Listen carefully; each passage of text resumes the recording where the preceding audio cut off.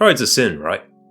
I mean, I was watching a Hamza video. He said pride was a sin. Altogether, out and out. And Hamza's like the most humble man I know. Like, why would he lie about it? What would he have to gain? There's nothing more humble than a man saying humility is very profitable. So I will be the first to sacrifice some of my pride in replacement for humility. There's nothing more humble than a man flexing in the mirror for all his adoring followers to see. There's nothing more humble than the man taking it upon himself to be the authoritative voice of reason.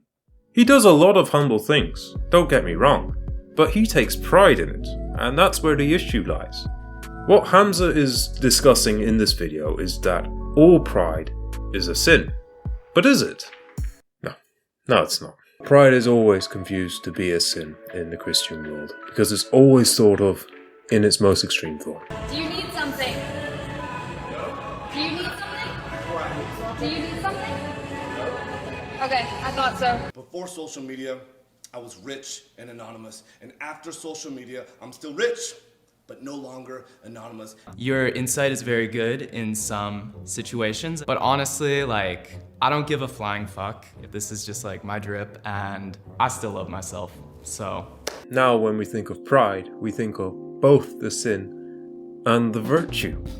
But the virtue is just as important to understand as the sin.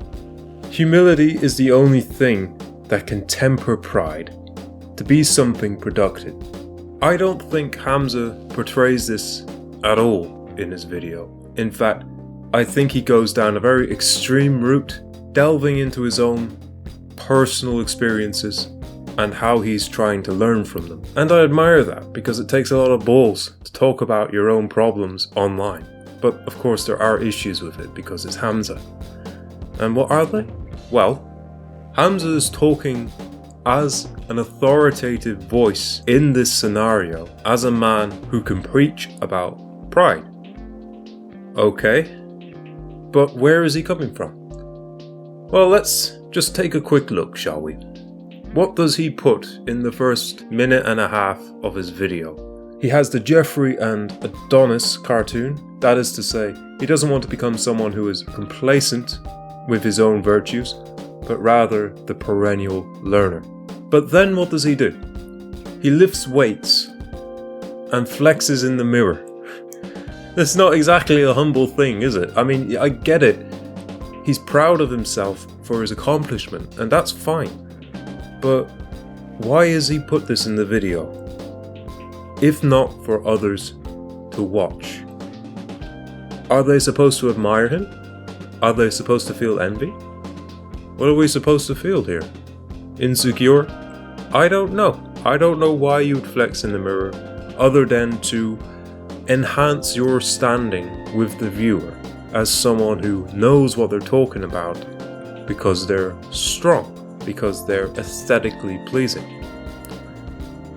Is that a good way to start a conversation about pride being a sin? No. A good way of portraying your humility, as he does immediately after, is to talk about himself in a self-depreciative way. Look at this clip of a dumbass YouTuber that I just found. Your biggest problem is your lizard brain. You're probably not going to believe me, but I don't even hear mine anymore. To be perfectly frank, I don't understand why he didn't just open with this. But it just goes downhill from here.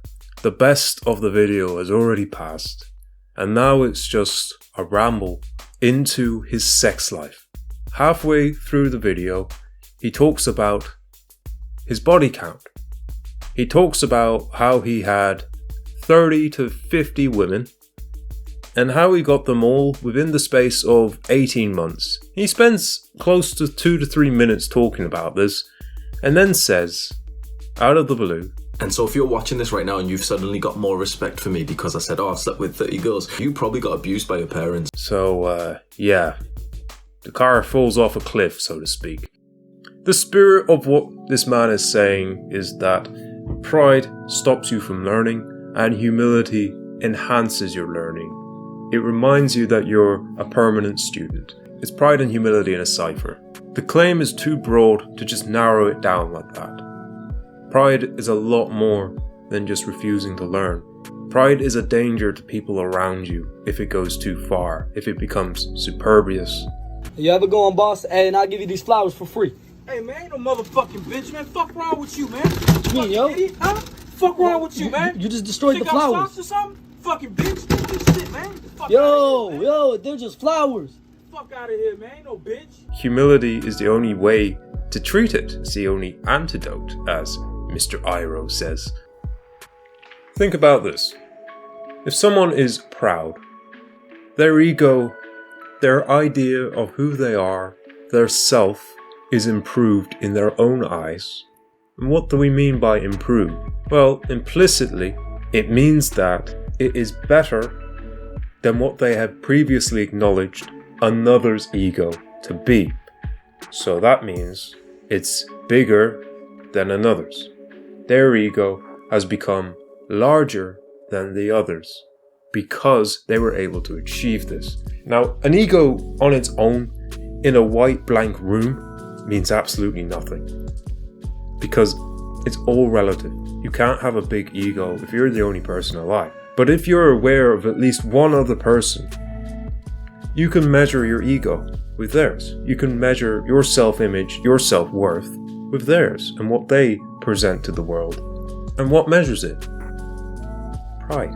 Your ego inflates whenever you see someone who doesn't seem to be able to achieve as much as you, or once you've seen that you've achieved more than another person. For example, you won the race and you got a gold medal. You look to your left and you look to your right and you see the other two contestants staring down blankly, a little despondent because they wanted the medal. They wanted the gold medal. They wanted the one you wanted. And in that moment, you have an opportunity to embrace the pride that's beckoning you to feel so good. Your ego is going to enhance greatly because you're comparing it with these two here and you're on top. You're number one. In that moment, you can decide why you feel pride. In that moment, you can decide how much you inflate your ego. You can either attribute this moment, this feeling, to yourself, or you can show gratitude to others and other elements that brought you here. That's the only thing that you need to do in that moment. You decide. A person can convince themselves that both these things brought them to where they are. But it's very difficult to acknowledge both. It's very difficult to say that, yeah, I did it with the help of others. Rather than just say, yeah, I did it. Or, well, yeah, I followed my coach's instructions, but which one is best out of those three options? The first, obviously. Yeah, I did it with the help of these guys, and now we're able to accomplish more. This is the difference between pride and humility, and having a big ego or not. Your self-image is your own to create. You have a lot more power over it than you think you do. Yes, your ego dictates you to an extent as to what you do in your daily lives, but your ego doesn't necessarily translate to too much pride, as it is so often used in this video. I'm a 20-year-old dumbass. There's like 500 different things that I could improve on right now. Of course there is. Ego blinds you from that. Ego makes you believe that you're doing everything you need to do because you're ticking the boxes on the habit tracker. Has Hamza been known to say the most responsible things? Does he come across as someone who's helping young men out of the kindness of his heart? Of course not. He has an ulterior motive. That's to make money, and that's a good motive to have. He needs to survive, he needs to eat. But doing it through misinformation is a terrible way of doing so. To conclude, I don't really have any issues with Hamza as a person. I don't have much of an issue with his new content necessarily. After all, at the time of making this video, this is 2 years old. He's changed quite a lot since then. I notice he uses the word proud a lot more in his modern videos, so I think he should really readdress this video. Why? Well, I know it only has 75,000 views, and that's relatively small for what Hamza would normally pull, but every time I look up the topic, it's the first thing that will come up. And that means it's an evergreen video. So this one is going to come back and back and back and back. Thus, he needs to readdress what he's saying here Don't let this deter you from watching Hamza's content. There's a lot of gems in there, and he has some very good advice for young men and women to listen to. But do not believe everything he says. Sometimes he doesn't know what he's talking about. But don't take my word for it, bro. Just watch his videos and make up your own mind. Stay safe, okay? I'll see you in the next one.